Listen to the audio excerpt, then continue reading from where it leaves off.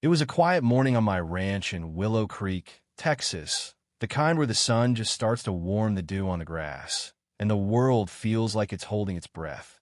I was out watering my tomato patch, the one my wife, Emma, and I had planted years ago, dreaming of lazy retirement days. The air smelled of earth and promise, and the distant lowing of cattle was the only sound breaking the stillness. Then I saw an unmarked black SUV parked across from my gate. It had been there for 3 days straight, showing up at 7 a.m. and Leah VYing by 5, like someone was keeping tabs on me. As a former attorney general, I'd learned to trust my gut, and this screamed trouble. I made a note to call my buddy, Sheriff Mike Callahan, but before I could finish my morning chores, they struck. 3 men in cheap security uniforms stormed through my gate, strutting like they owned the place. The leader, a squat guy with a buzz cut and mirrored shades, flashed a badge that looked like it came from a costume shop. "Sir," he barked, "we're here about your HOA violations. That fence and your oak tree are against community standards. We've got authority to arrest you." I almost laughed, but instead, I set down my watering can, slow and deliberate, and turned to face them. Their uniforms didn't match, and they fidgeted when I didn't flinch. "Gentlemen," I said, my voice steady as it was in courtrooms for 30 years, "I'd like to see your credentials. Not just that Badger licensing and legal authority." The leader fumbled, his confidence cracking. His 2 sidekicks swapped nervous glances. I pulled out my phone, hit record, and kept going. Impersonating law enforcement is a felony in Texas, and trespassing with intent to intimidate is another. You've got 60 seconds to tell me who sent you. Their bravado collapsed. The leader mumbled something about the HOA, but when I asked if he wanted to test that in court, they bolted for their SUV, tires spitting gravel as they peeled out. From the upstairs window of the house down the street, I caught a glimpse of Linda Harper, the HOA's self-proclaimed queen, watching it all. She thought she'd cornered me, but she just handed me a loaded gun. I called Mike to report the incident and did a sweep of my property.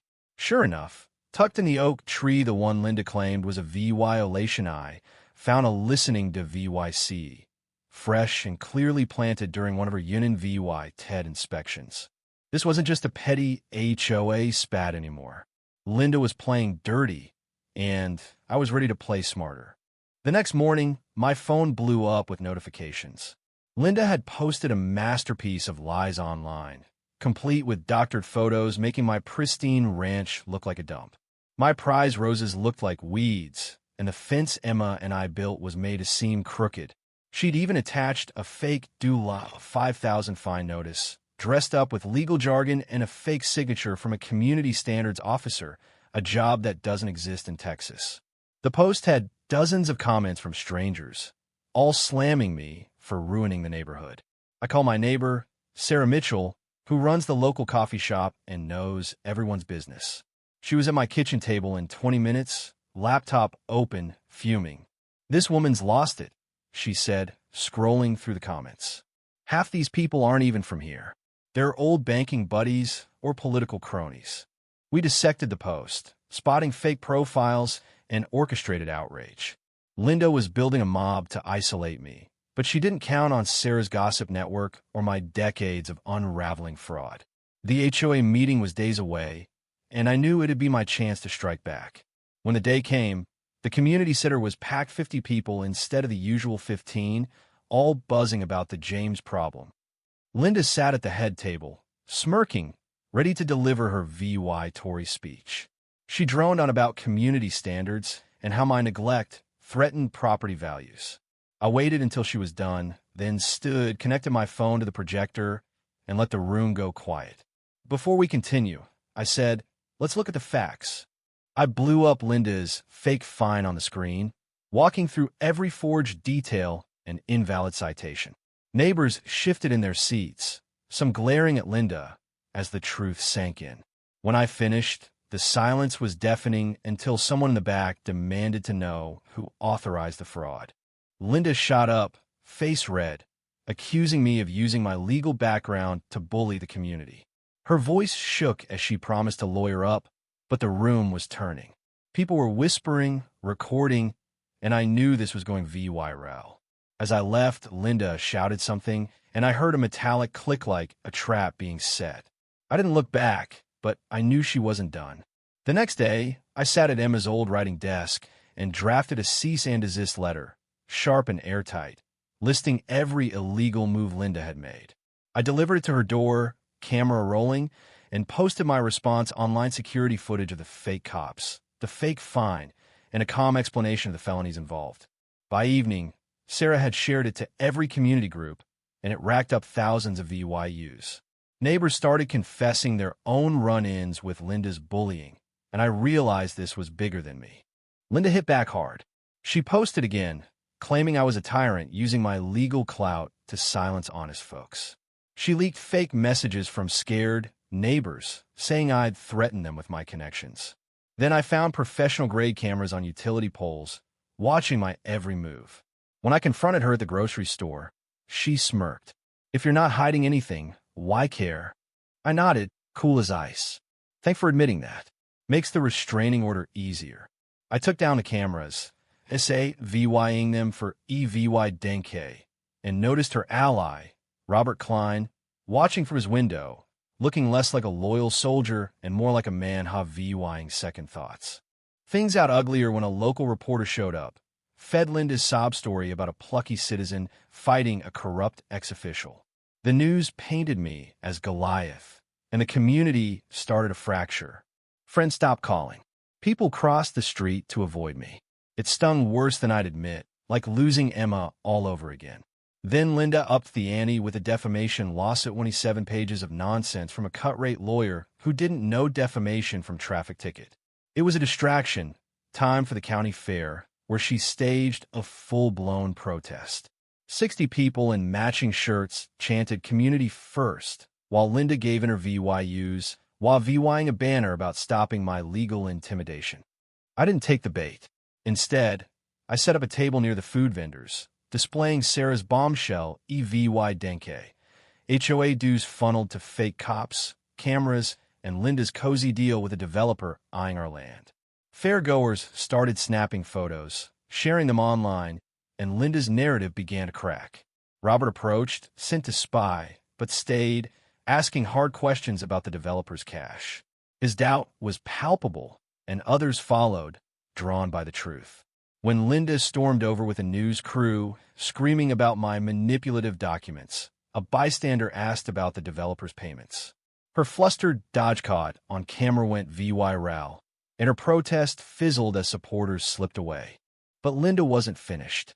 She dropped a VY Deo, edited to make me look like a monster.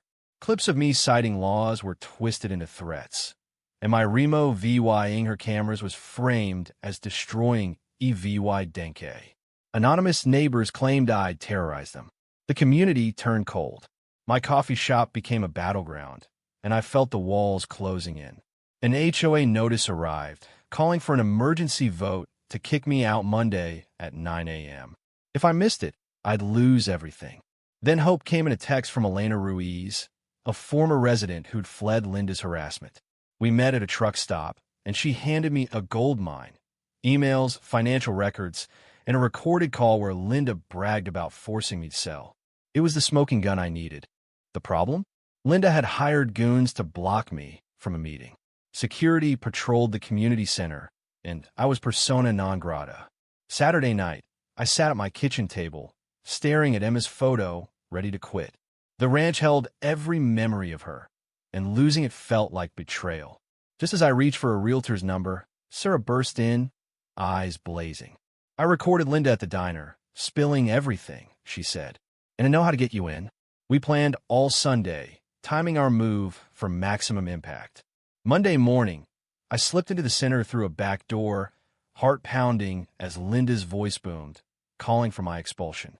At 8:58 a.m., I stepped onto the stage, laptop in hand, and the room froze. Before we vote, I said, "Let's hear what Linda really thinks of this community." Sarah's recording played Linda laughing about faking violations and pocketing developer cash. Gasps filled the room as Elena's documents flashed on screen, tying it all together. Linda screamed about illegal recordings, but her ally Robert stood, demanding answers. He admitted she'd promised him a political job for bullying residents, and the room exploded. The vote crushed her motion, and a new one passed to investigate her crimes. Linda stormed out, her empire in ruins. But she had one last card. Sheriff Mike called at dawn. Linda had hired actual criminals to trash my ranch, planning to film the neglect and bankrupt me. I set the trap, rigging cameras and faking a trip out of town. That night, 3 men tore through my roses and fence, every move recorded. 20 minutes later, Linda arrived with Robert and a news crew, ready to play the concerned citizen. I stepped out, calm as death. Linda, explain why you're here at 6 a.m. Filming damage your goons just caused.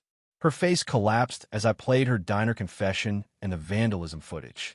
Robert cracked, spilling her entire scheme developer payoffs, blackmail, the works. The cameras caught it all. Mike's deputies swooped in, cuffing Linda for conspiracy, fraud, and racketeering.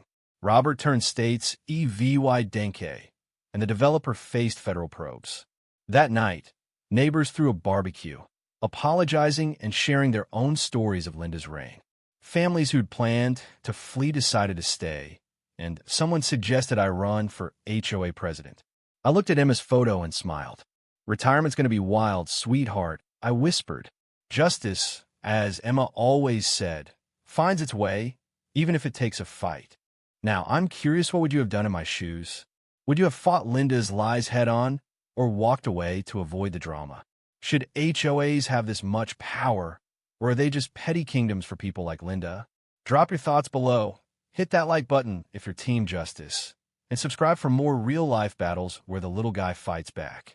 Let's get this conversation going.